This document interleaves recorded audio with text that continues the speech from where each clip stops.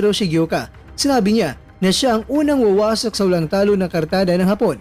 Taduran, nanindigan na hindi mangyari sa kanya ang mapait na nangyari kay Vincent Asunlabio sa kamay ni Junto Nakatani. Taduran, kaya bang panindigan na ma-upset ang Hapon at siya na ang magiging bagong world champion?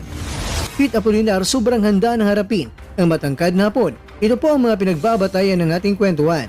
Kaya tara, kwentuhan na!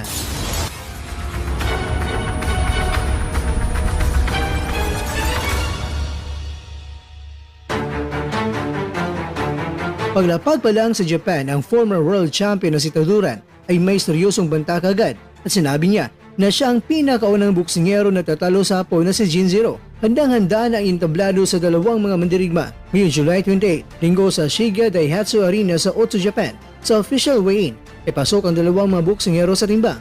Si Taduran ay tumimbang ng 104.5 pounds, si Shigioka naman ay